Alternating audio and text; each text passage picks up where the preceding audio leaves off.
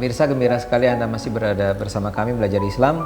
Kita bicara tentang sebuah studi berjudul Pola-pola konflik keagamaan di Indonesia yang bisa diunduh di situs yang alamatnya Pak Isan apa?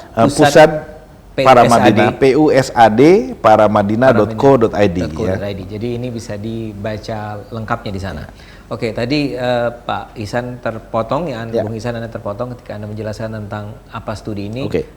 Silahkan dilanjutkan. Nah, yang terakhir kita lihat sepertinya di Indonesia ini banyak sekali terjadi konflik ya, terutama sesudah transisi, sesudah Pak Harto mengundurkan diri gitu ya.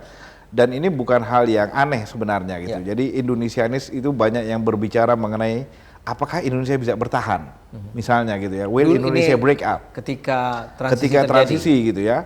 Dan konflik-konflik seperti banyak sekali kan, ada di Ambon, di Poso, di berbagai tempat gitu ya.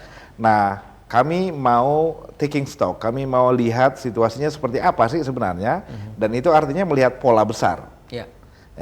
Nah, pola besar itu artinya seluruh Indonesia, ya. Dan cara terbaik untuk melihat itu adalah dengan media massa, dengan koran gitu.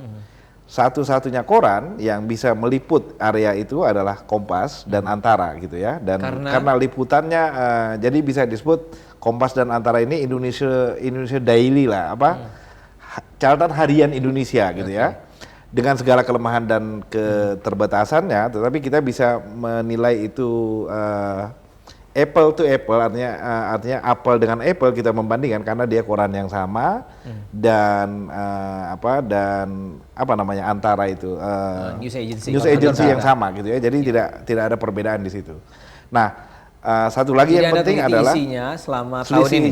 Nah, kami ingin 18 tahun tuh kami mengapa perlu memasukkan periode Pak Harto ya. Jadi 1990 sampai 2008 karena kami ingin tahu apakah ada pengaruh rezim pemerintahan yang berbeda terhadap terjadinya konflik agama gitu ya. Nah, kita mempelajari rezim Pak Harto di ujungnya 1990 sampai 1998. 8 tahun terakhir ya. 8 tahun terakhir masa Pak Harto, kemudian transisi itu yang bergejolak gitu ya, 1998, 90 sampai 2004 biasanya orang berbicara transisi awal, kemudian demokrasi yang relatif stabil sekarang ini ya.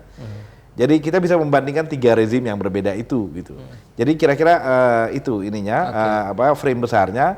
Konflik agama kami bedah menjadi 6 jenis ya. Satu, konflik antar agama yang kami sebut sebagai konflik komunal, Islam Kristen gitu ya. Kemudian konflik sektarian, itu konflik di dalam Islam atau di dalam Kristen sendiri.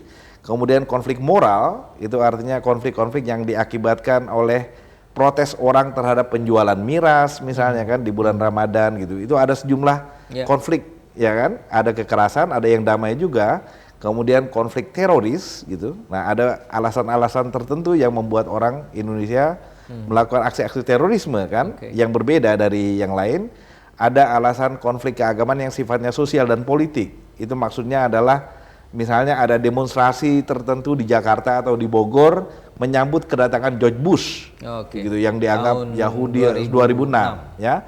Nah, yang terakhir adalah lain-lain, itu kami masukkan misalnya konflik-konflik keagamaan yang diakibatkan oleh peristiwa seperti dukun santet misalnya gitu, yang di luar kategori 5 itu. Jadi konflik keagamaan di sini bukan berhenti hanya pada konflik antar misalnya kelompok Islam dan Kristen ya, tapi semua yang melibatkan ada barangkali motivasi keagamaan. Betul. Oke, tahan dulu tentang findings ya. Karena saya ingin dengar komentar dari Pak Zainal, Bung Zainal ya. Komentar umum Anda terhadap Anda sendiri adalah seorang orang memimpin sebuah program studi tentang agama dan lintas budaya. Apa komentar Anda dan? Ya, mungkin 3 hal singkat-singkat dulu ya. Yang pertama tadi soal istilah konflik keagamaan tadi sudah disebutkan ya, sebagian orang berkeberatan dengan istilah itu. Dengan salah satu argumen yang sering digunakan juga, banyak sekali konflik itu sebabnya bukan agama, tapi ekonomi, sosial, politik, ada kesenjangan ekonomi dan sebagainya, dan saya kira benar. Jadi dari luar seolah-olah itu agama padahal. Ya, tapi kita juga lihat artinya secara umum sebetulnya tidak ada konflik yang penyebabnya hanya satu. Jadi kalau disebut konflik agama bukan berarti itu satu-satunya penyebab adalah agama, enggak. Selalu ada macam-macam Dan salah satunya kadang-kadang ada agama. Agama bisa dipakai sebagai salah satu cara untuk mobilisasi orang, dan itu mudah memobilisasi dengan itu. Tadi sudah disampaikan Ihsan juga bisa juga jadi sumber perdamaian. Nah, jadi itu saya kira memang macam-macam sebab konflik. Jadi kalau kita bicara konflik keagamaan, bukan mau menyalahkan agama, tapi ya ini sebuah cara deskripsi untuk melihat salah satu masalah dan sebagainya itu. Lalu yang kedua sebetulnya kalau kita lihat dalam secara garis besar ya, itu yang diteliti di sini adalah konflik dan